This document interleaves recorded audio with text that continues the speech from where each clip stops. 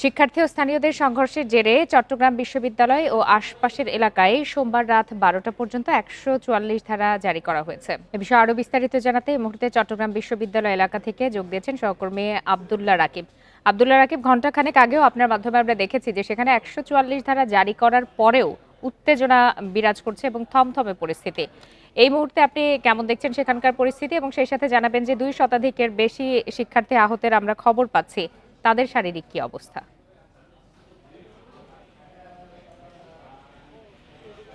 জি, গতকাল থেকে যে সংঘাত সেটি আজ দুপুরও যে সংঘাত আরও মাত্রা বাড়ে এবং আমরা বিকেল ৪টার পরে সেই সংঘাত কিছুটা কমে আসে, যখন আসলে আইন শৃঙ্খলা রক্ষাকারী বাহিনী, বিশেষ করে সেনাবাহিনী, পুলিশ সহ অন্যান্য সদস্যরা বিশ্ববিদ্যালয়ে প্রবেশের পর তারা বিভিন্ন যে জোবরা গ্রামটি রয়েছে বিশ্ববিদ্যালয়ের ২ নম্বর গেটের পরে, সেই গ্রামের বিভিন্ন পাড়ায় তারা অভিযান চালায়। তবে অভিযানের সফলতা বলতে তারা মাত্র একজনকে আটক করতে পেরেছেন।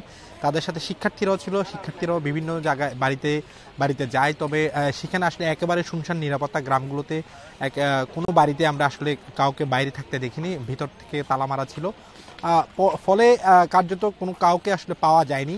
বিশ্ববিদ্যালয়ের প্রশাসনও এখানে ছিলেন ওই সময় যখন অভিযান চলছিল, এবং এখন পর্যন্ত বিশ্ববিদ্যালয়ের শিক্ষার্থীরা ২ নম্বর গেট এলাকায় অবস্থান করছে, এবং ২ নম্বর গেটের পর থেকে যে ১৪৪ ধারার যে এলাকা রয়েছে, আওতাধীন এলাকা, সেখানেও শিক্ষার্থীদের অবস্থান রয়েছে। ফলে এবং শিক্ষার্থীরা যেটি আশঙ্কা করছেন, রাতের অর্থাৎ সন্ধ্যার পরে সন্ধ্যা নামতে শুরু করেছে এবং রাতে সংঘাতের একটি শঙ্কা আছে, স্থানীয়দের মধ্যে তারা ক্ষোভ রয়েছে, এবং শিক্ষার্থীরা একটি অংশ বলা চলে ক্ষোভের কারণে কয়েকটি যানবাহন এবং কিছু দোকানঘর ভাঙচুর এবং অগ্নিসংযোগের ঘটনা আমরা দেখেছি।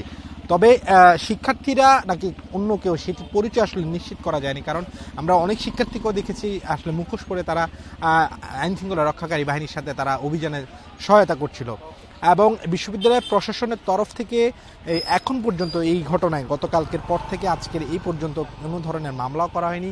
বিশ্ববিদ্যালয় ইতিমধ্যে কয়েকটি গাড়ি ভাঙচুর হয়েছে গতকাল রাতের ঘটনায়, এবং পুলিশেরও গাড়ি ভাঙচুর হয়েছে। এখন পর্যন্ত বিশ্ববিদ্যালয়ের সেনাবাহিনীর যে দলটি ছিল তারা আসলে চলে গিয়েছে। ফলে শিক্ষার্থীরা তাদের অবস্থান এখনও ধরে আছে। তারা আশঙ্কা করছে যে রাতের একটি সংঘাত হতে পারে, সেই আশঙ্কায় তারা এখানে অবস্থান করছে, এবং আহত শিক্ষার্থী যারা রয়েছেন তারা অধিকাংশই আসলে চিকিৎসা নিয়ে তারা বাড়ি ফিরে গিয়েছেন। কিছু কিছু শিক্ষার্থী এখনও চট্টগ্রাম মেডিকেল কলেজ হাসপাতালে বিভিন্ন ওয়ার্ডে ভর্তি আছেন, তাদের অবস্থাও শঙ্কামুক্ত বলা চলে। তো এখন পর্যন্ত চট্টগ্রাম বিশ্ববিদ্যালয়ে যে পরিবেশটি দেখছে, ১৪৪ ধারা জারি রয়েছে, কিন্তু শিক্ষার্থীদের অবস্থান এখনও ধরে রেখেছে। পুরো বিশ্ববিদ্যালয় জুড়ে থমথমে পরিবেশ বিরাজ করছে। চট্টগ্রাম বিশ্ববিদ্যালয় এলাকা থেকে জানাচ্ছিলেন সহকর্মী আব্দুল্লাহ রাকিব।